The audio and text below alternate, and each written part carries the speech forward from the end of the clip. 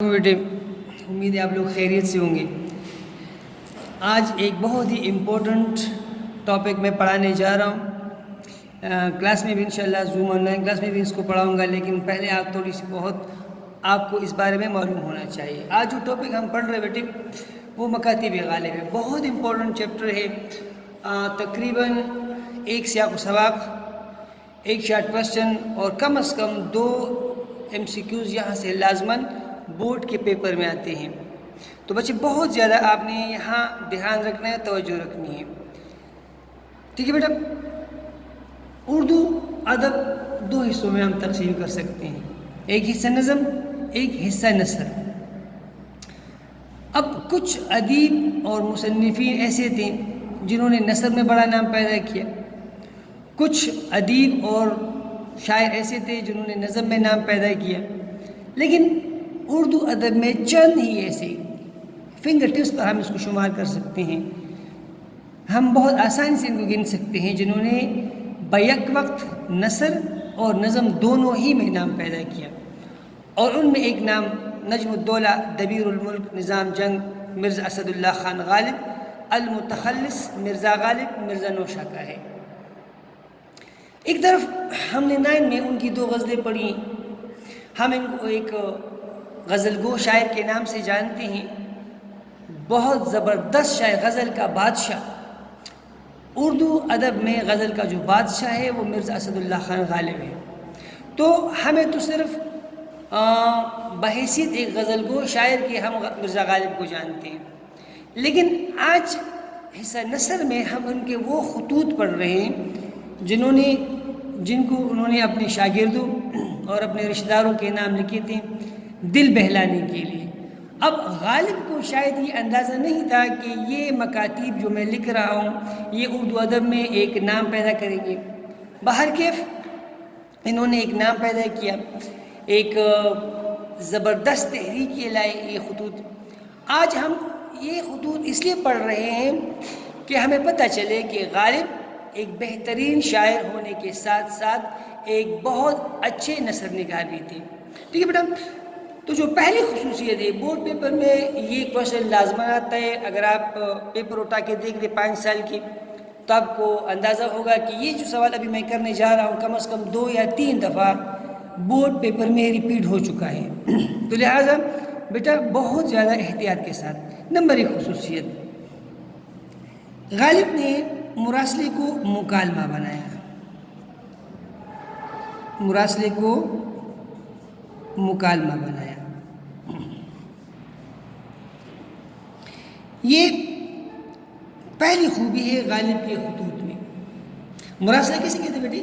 مراسلہ کہتے ہیں خط لکھنے کو، مراسلہ خط لکھنے کو کہتے ہیں، ٹھیک ہے بھائی۔ ہم خط لکھتے ہیں، ایک آدمی یہاں ہوتا ہے، ایک آدمی کہیں دور جا کے بیٹھا ہوتا ہے، ٹھیک ہے بھائی، تو اس کو مراسلہ کہتے ہیں۔ مکالمہ کہتے ہیں 2 لوگ آمنے سامنے بیٹھے ہوئے ہیں، بات چیت ہو رہی ہے، ایک شخص سوال کر رہا ہے، اگلا والا شخص جواب دے رہا ہے، ہنسی مذاق کا ماحول بنا ہوا ہے، گپ شپ ہو رہی ہے، سب کچھ آمنے سامنے ہو، تو یہ مکالمہ ہے۔ غالب کی یہ جو خطوط ہے جب ہم اس کو پڑھتے ہیں تو بچے ہمیں بالکل بھی یہ اندازہ نہیں ہوتا کہ ایک شخص الور میں بیٹھا یہ خط پڑھ رہا ہے، یا ایک شخص حیدرآباد میں بیٹھا یہ خط پڑھ رہا ہے، یا ایک شخص پانی پت میں بیٹھ کر یہ خط پڑھ رہا ہے، بلکہ ایسا لگ رہا ہے کہ یہ جو شخص ہے بالکل غالب کے بالکل سامنے بیٹھا ہوا ہے اور غالب ان سے مزے کی باتیں کر رہا ہے، ٹھیک ہے بچے۔ تو اس کو کہتے ہیں مراسلے کو مکالمہ بنانا۔ دوسری جو اہم خوبی ہے بیٹے یہاں کہ غالب نے خط لکھنے کا جو پرانا طریقہ تھا، خط لکھنے کا پرانا طریقہ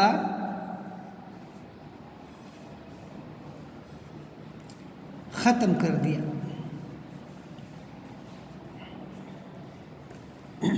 غالب سے پہلے بھی بہت ساری نثر لکھی جا چکی ہے بیٹا، چاہے داستان کی صورت میں ہے، چاہے تاریخ کی صورت میں ہے، چاہے سیرت کی صورت میں ہے، چاہے سفر نامے کی صورت میں ہے، لیکن یہ نثر اور یہ خطوط، یہ مکاتیب انتہائی سنجیدہ قسم کے ہوتے تھے۔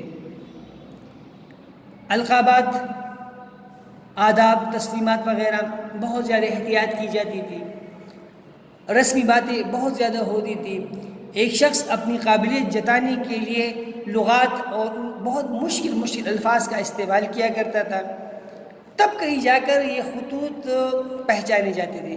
لیکن غالب نے یہ طریقہ یکسر چھوڑ دیا، دل کی بات براہ راست کر دی، جو مقصد کی بات ہے، جو مطلب کی بات ہے اسی سے شروع کیا، نہ کوئی آداب و تسلیمات کا لحاظ رکھا، نہ دوسرے چیزوں کی بات کی، بلکہ جو دل میں آیا، جو مطلب کی بات تھی، جو بات تھی وہی سے شروع کیا۔ ہم میر مہدی مجروح کے نام خط میں دیکھتے ہیں، علاء الدین الہی کے نام خط میں دیکھتے ہیں کہ ہمارے پاس اس قسم کی کچھ بھی موجود نہیں ہوتا۔ آپ دیکھ لیں کہ میر مہدی مجروح کے نام انہوں نے جو خط لکھا ہوا ہے، آپ دیکھیں نہ یہاں پر کوئی پتہ لکھا ہوا ہے، نہ آداب و تسلیمات ہے، نہ الیگ سلیگ ہے، نہ رسمی باتیں ہیں، ڈائریکٹ یار مار ڈالا تیری جواب طلبی میں۔ تو جو مطلب کی بات ہے وہیں سے آغاز کیا ہے۔ اسی طرح اگر آپ دیکھ لیں علاء الدین الہی کے نام خط میں، تو آپ دیکھ رہے بیٹے جان غالب، کوئی آداب و تسلیمات نہیں، کوئی الیگ سلیگ نہیں، کوئی رسمی باتیں نہیں، براہ راست مطلب کی بات شروع کی۔ اسی لیے یہ جو خطوط ہے یہ ایک اچھوتے خطوط ہے۔ اس لیے غالب نے خط لکھنے کا جو پرانا طریقہ تھا وہ بالکل یکسر ختم کر دیا اور ایک نیا طریقہ رائج کیا کہ جس میں کیا ہوا، انتہائی مختصر لیکن جامع، مختصر اس صورت میں، الفاظ کی صورت میں، لیکن اسے جو معنی نکلتے ہیں، جو مطالب نکلتے ہیں وہ بہت وسیع ہوتے ہیں۔ تیسری خوبی جو غالب کے ان خطوط میں ہمیں نظر آتی ہے بیٹے کہ غالب نے ان خطوط کو کیا کیا، انتہائی آسان زبان میں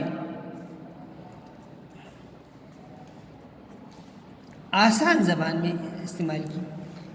ہم غالب سے پہلے کی جو نثر دیکھتے ہیں انتہائی ثقیل، انتہائی مشکل، کوئی روانی نہیں، پیچیدگی نہیں، پھر عربیت اور فارسیت کا بہت بڑا زیادہ اس پر ایک اثرات ہوا کرتے تھے۔ تو نتیجہ یہ ہوا کہ بہت کم لوگوں کو یہ خطوط سمجھ میں آئے، لیکن غالب کے ہاں ہم دیکھتے ہیں کہ اس قسم کی کوئی بات نہیں ہے، نہایت مختصر جملے ہیں اور ان جملوں میں بہت بڑی بڑی باتیں پوشیدہ ہوتی ہیں۔ نمبر 4 جو خوبی یہاں پر بیان ہوئی ہے بیٹے کہ غالب کے یہ خطوط ان کی ذاتی یا نجی زندگی کی آئینہ دار ہے۔ غالب کے بارے میں جس قدر بھی معلومات ہمیں حاصل ہوتی ہے یہ ان سب کا انحصار انہی خطوط پر ہے۔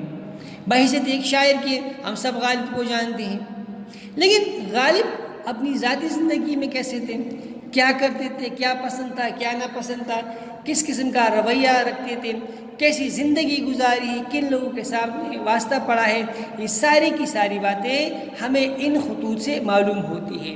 نمبر 5 جو خوبی یہاں پر ہمیں دکھائی دیتے بیٹے کہ 1857 کی جنگ آزادی جو ہے،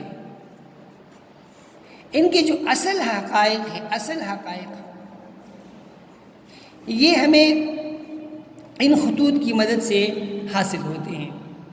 ایک وہ تاریخ ہے جو انگریزوں نے 1857 کی جنگ آزادی کے بارے میں لکھی اور انہوں نے اس جنگ کو غدر کا نام دیا، غین دال الف را، غدر کہتے ہیں غداری کو۔ بقول انگریزوں کے ہندوستان کے لوگوں نے انگریزوں سے غداری کی ہے، لہٰذا اس کو جسٹیفائی کرنے کے لیے انہوں نے سب کچھ کیا، تقریباً 90% مسلمانوں کو تحقیق کر دیا، پھانسی پہ چڑھا دیا، مختلف سزاؤں کی نظر کر دیا، دلی بدر کر دیا، بہادر شاہ ظفر کو دلی سے نکال دیا، ہندو کو بھی نہیں چھوڑا، جو وہ ہندو جو انہوں نے اس تحریک میں حصہ لیا تھا ان کو بھی مار ڈالا، لیکن سب سے زیادہ نقصان مسلمانوں کو ہوا۔